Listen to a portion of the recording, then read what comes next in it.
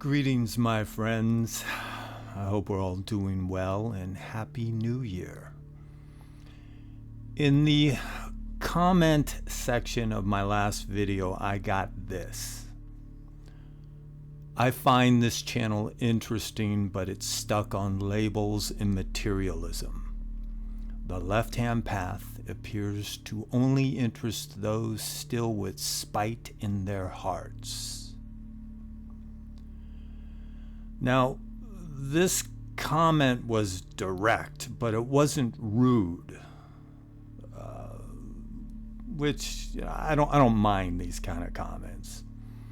So my initial response was, watch more of the videos, because I think you'll discover that this channel is about finding the light in the darkness. It was a simple answer, but after I thought about it, it was too simple, because in reality, I didn't address any of his points, and I should have. So, we're going to dissect this comment, but before we do so, make sure you subscribe to this channel, like this video, and when it's done, leave a comment, because that comment might inspire me to make another video. Who knows? But if you do, make sure it's short and to the point, because if I see a long, rambling diatribe, I won't even bother reading it, let alone respond to it, okay? Now, getting back to the comment, let's begin with the words stuck on labels. Okay, labels. I think what he's getting at are the terms right-hand path and left-hand path. I believe this because I've come to notice that a lot of people of a more, let's say, traditional spiritual bent don't get those terms. They either don't understand them, or if they do, they think those who use them are novices, new to magic or the occult. And if one uses left-hand path as in pertaining to their personal practice, that must mean they're angry little edgelords. Now, I don't know for certain if this is what he's getting at, because his comment is a bit vague. And I don't want to put words in his mouth, but if it is, then he must be on the right-hand path, because only someone on that path would state something like that. This is because those on the right-hand path are unable to see beyond the limited confines of their practice. It's like a goldfish in a fishbowl. Their reality is the water in the bowl and nothing more, even though they can see let's say, the murky outlines of a reality beyond the bowl. They can't comprehend it. And for those on the right-hand path, this is the whole of their spiritual experience. They were born on the path and they dare not venture off it.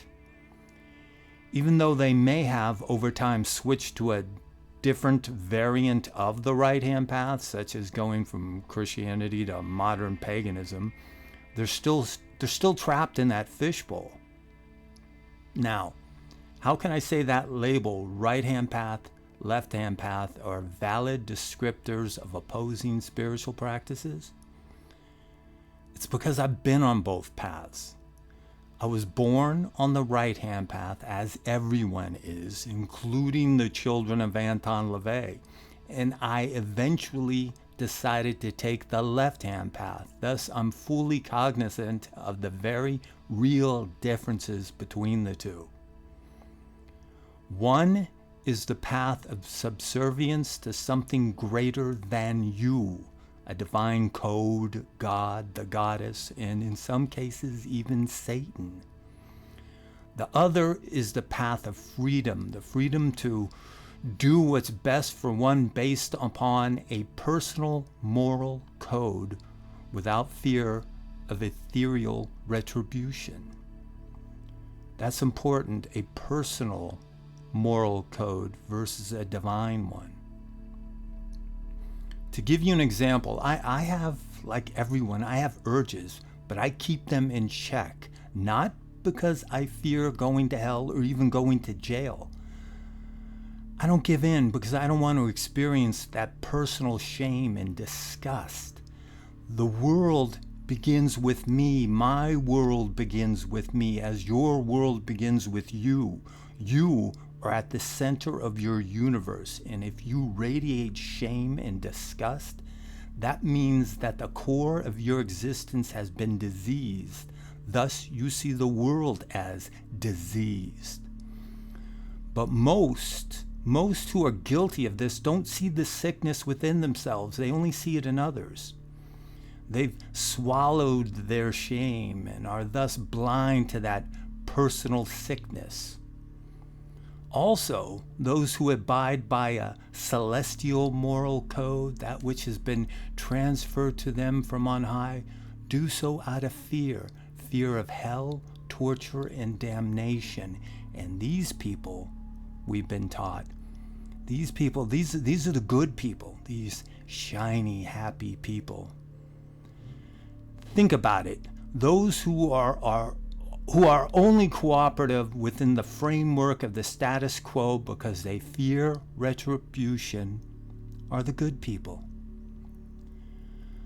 Because of how I've structured my existence, the personal repercussions that come about from breaking my moral code in many ways is more severe than that which can come from an outside source.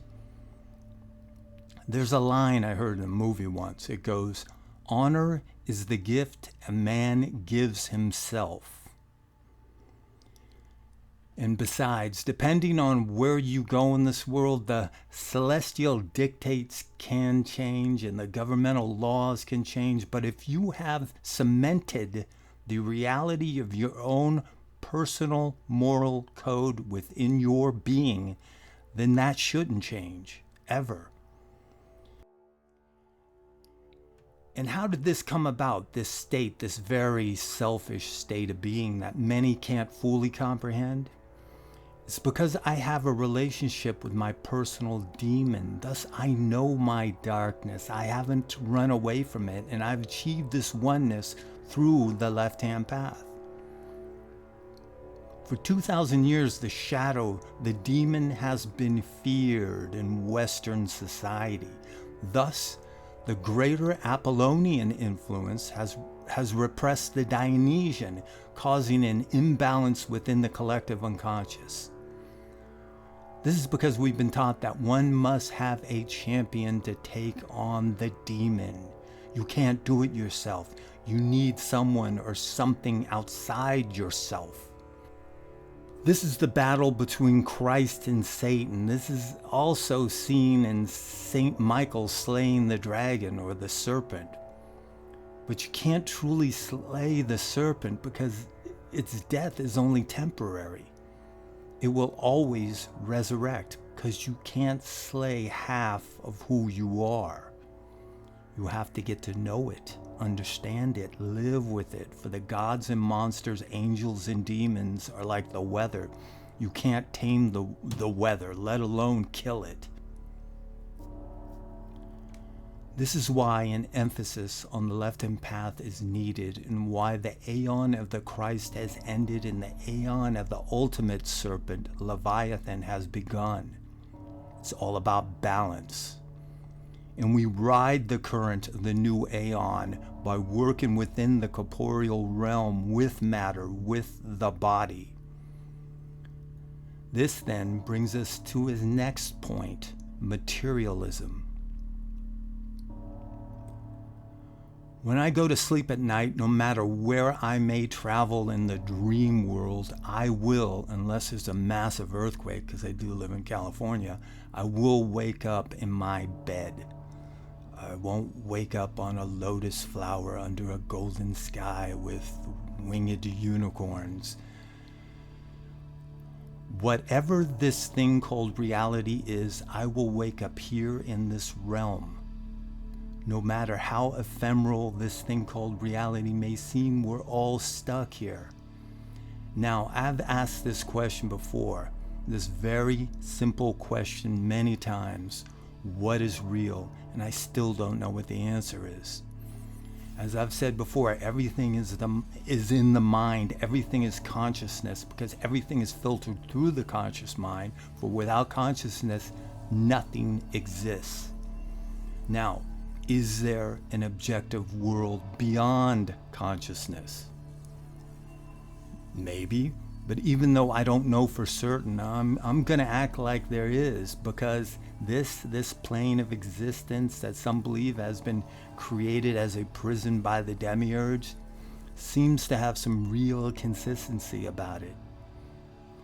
As in the example of me waking up in the same world I went to sleep in, and utilizing the Dionysian energies of the gut, the wisdom of the body, instead of the Apollonian of the head, will bring about the Nietzschean idea of becoming one with the boundless primordial joy of existence within this corporeal framework. Thus, sinisterism, or left-hand path philosophy, is a life-affirming philosophy. Get it? And now to the final part of his comment. The left-hand path appears only to interest those still with spite in their hearts. You know what? This guy's got a point here, because most of us did start off on the path out of spite. Admit it. Getting pissed off at what you saw as lies and hypocrisy is why you first stepped on the left-hand path, isn't it? You came to the awareness that the religion of the status quo of your parents is a prison of thought where you weren't allowed to question or even wonder. It's where simply being human with human needs and urges are seen as tainted or sinful. Original sin, what a bullshit idea. Thus you went looking for something else that would work as a counter to all this, so you planted your feet firmly on the path, and you stood there beating your chest while shouting, "Hail Satan," right? But too many of you barely moved from that spot. You've hardly taken a step. So yeah, I get what the commenter's talking about when he says out of spite, because I see you, and there are a lot of you out there. Too many. You have to choose to walk down the path, but you can only do it when you let the spite go. Otherwise, it's kind of like dating your ex's sister just to get back at her. It's phony. But we've all got to start our journey from some point. Just never forget that it's called a path for a reason.